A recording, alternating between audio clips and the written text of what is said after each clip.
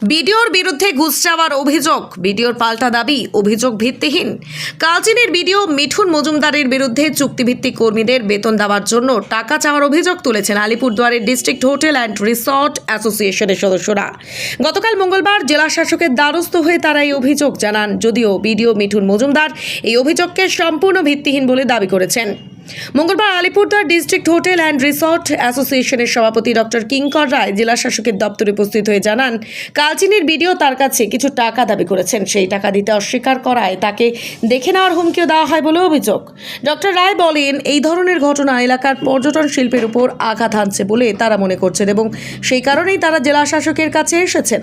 অন্যদিকে বিডিও মিঠুন মজুমদার অভিযোগ অস্বীকার করে বলেন, ওই ভদ্রলোক সম্পূর্ণ ভিত্তিহীন অভিযোগ করছেন। তিনি জানান, অভিযোগকারী ব্যক্তি তার অফিসে এসেছিলেন এবং গত 4-5 বছর ধরে অবৈধভাবে ট্রেড লাইসেন্স নবায়ন না করেই ব্যবসা চালাচ্ছেন।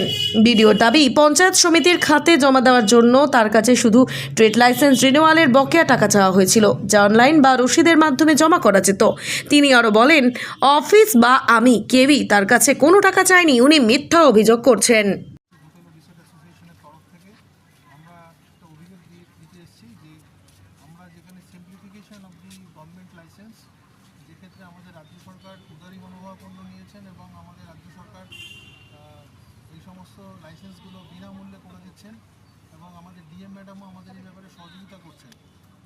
কিন্তু আমরা দেখতে পাচ্ছি রিসেন্ট একটা ছোট্ট অভিজ্ঞতা, সেটা হচ্ছে কালচিনি বিডিও অফিসে যখন আমি আমার লাইসেন্সে রিনিউয়াল করার জন্য আমার রিকুইজিট ফিসটা জমা দেই আফটার অ্যাসেসমেন্ট এবং ক্যাশ মেমো জেনারেট করা হয়, তার পরবর্তী ক্ষেত্রে আমার কাছে টাকা চাওয়া হয় যে টাকা দিলে সার্টিফিকেটটা ইস্যু করা হবে। কত টাকা সেটা?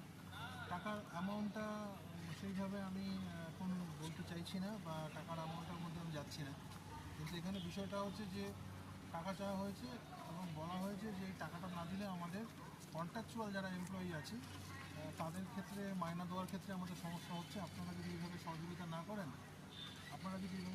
না করেন তাহলে কী করে হবে?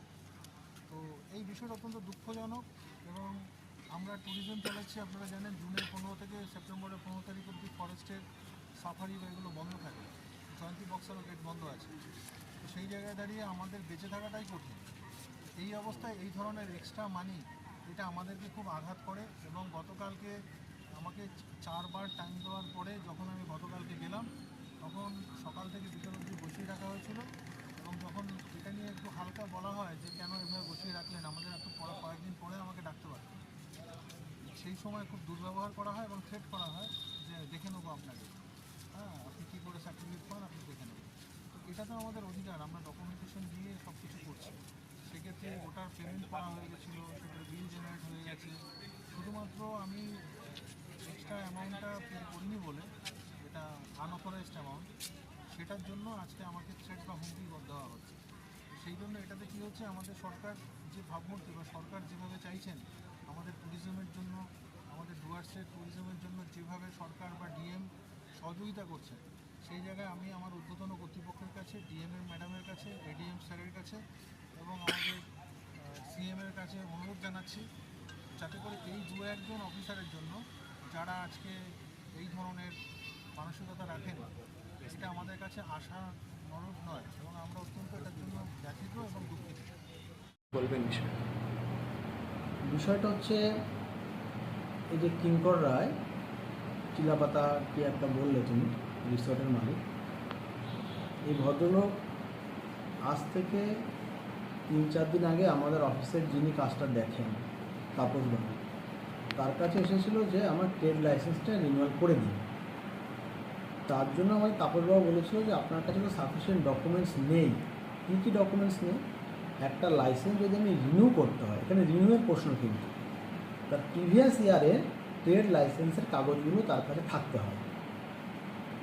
তো প্রিভিয়াস ইয়ারের কোনো কাগজপত্র তিনি দেখাতে পারেননি, একমাত্র 2020-21 অর্থাৎ 5 বছর আগে একটা জেরক্স পেপার উনি দেখিয়েছেন 1 বছরে। তো তিনি যখন আমার চেম্বারে এসেছিলেন যে স্যার আমার এটা করে দিন, তো তখন তাকে বলা হয়েছিল যে এই যে 4-5 বছরের ট্রেড লাইসেন্সটা আপনি রিনিউ করেননি, এটা তো ইললিগাল।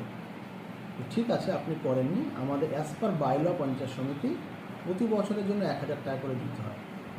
তাহলে 5 বছর আপনি করেননি, এটা 5000 টাকা আর হচ্ছে এর একটা পেনাল্টি ইম্পোজ হয়, সেটাও অ্যাজ পার বাই ল।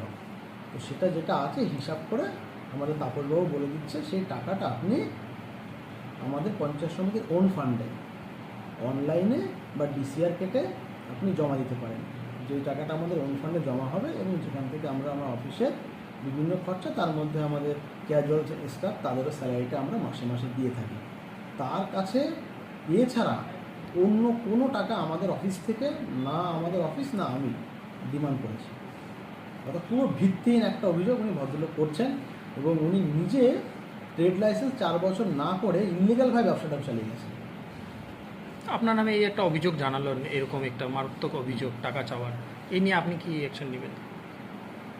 অ্যাকশানের এখানে কী আছে, আমি আপনাদের মাধ্যমে বলতে চাইছি যে আমাদের অফিস থেকে এরকম কোনো কিছুই কি হয় না। যারা আসে প্রত্যেকে আমরা আমাদের কাজগুলো আমরা করে দিই, কাউকে আমরা হ্যারাসও করি না। উনি জাস্ট 2 দিনের মধ্যে এসেই উনি ওনার ট্রেড লাইসেন্সটা রিনিউয়াল করতে চাইছেন। ওনাকে আমরা করেও দিয়েছি কালকে সকালে, যদি বিকালের ইনসিডেন্টটা হয়েছে। তো আজকে সকালে আমাদের তাপসবাবু ওনাকে ফোন করেছিল সকাল 11টা নাগাদ যে আপনি আপনার লাইসেন্সটা এসে নিয়ে যাবেন। তো উনি বলল ঠিক আছে এসে নিয়ে যাবেন, কিন্তু উনি তারপরে কোথায় কি অ্যালিগেশনস করছেন সেটা তো আমাকে জানাবেন। ভিত্তিহীন অভিযোগ করছে। একদমই ভিত্তিহীন অভিযোগ। আমরা কোনো হ্যারাসও করিনি মানুষটাকে, তার থেকে কোনো পয়সাও চাইনি, নাথিং। আমাদের কালচিনিগুলোকে প্রচুর এই টুরিস্টের সঙ্গে যুক্ত হোটেল ব্যবসায়ীরা আছে, আজ পর্যন্ত কেউ কোথাও কোনো কমপ্লেনটা করতে পারেনি। আর সবথেকে বড় কথা, উনি বলছেন টাকা চেয়েছে, তার অ্যামাউন্টটা কত আপনারা বলতে পারবেন? একটা মানুষ অ্যামাউন্ট বলতে পারছে না যে কত টাকা চেয়েছে। যে 5,000 টাকা উনি জমা করেছেন সেটা কালকে জমা করেছেন লাস্ট, সেটা আইনিভাবে উনি জমা করেছেন। এবং কালকে বিকেলে জমা করার পর ওনাকে বলা হয়েছিল আপনি 2 ঘন্টা ওয়েট করুন, কিন্তু ওয়েট না করে উনি তাপসবাবুর সঙ্গে ঝগড়াঝাটি করে ধৈর্যচ্যুতি ঘটে উনি চলে গেছেন। আমি বললাম আজকে এসে নিয়ে যাবেন। আজকে সকালে করে ওনাকে ফোন করা হয়েছে, কিন্তু উনি আসেননি। তারপরেই তো আমি আপনাদের মাধ্যমে জানতে পারছি যে এরকম উনি কমপ্লেন করেছেন। যতগুলো কমপ্লেন করেছেন অ্যাবসলিউটলি বেসলেস। আপনি কি বাইক বা স্কুটার কেনার কথা ভাবছেন? আপনি গাড়ি নিতে গিয়ে ঠকে যাচ্ছেন না তো? দীর্ঘ 7 বছর যাবৎ সততার সাথে ব্যবসা করে আসছে বামনহাট আমান হোন্ডা। তাই নিশ্চিত মনে এখনই চলে আসুন বামনহাট আমান হোন্ডা শোরুমে এবং নিয়ে যান আপনার পছন্দের বাইক বা স্কুটার। আমাদের এখানে রয়েছে বিভিন্ন মডেলের বাইক ও স্কুটারের বিশাল সম্ভার। এছাড়াও এখানে একই ছাদের তলায় পেয়ে যাবেন সেলস, সার্ভিস এবং স্পেয়ার পার্টস। প্রত্যেক কেনাকাটায় রয়েছে স্বল্প ডাউন পেমেন্ট ও ন্যূনতম ডকুমেন্টসে লোনের সুবিধা। এছাড়াও রয়েছে সুদক্ষ কারিগর দ্বারা স্বল্প সময়ে গাড়ি সার্ভিসিং এর সুবিধা। তাই আর দেরি না করে এখনই যোগাযোগ করুন বামনহাট আমান হোন্ডা শোরুমে। স্থান বামনহাট SBI ATM এর পাশে। যোগাযোগের নম্বর 9002805414।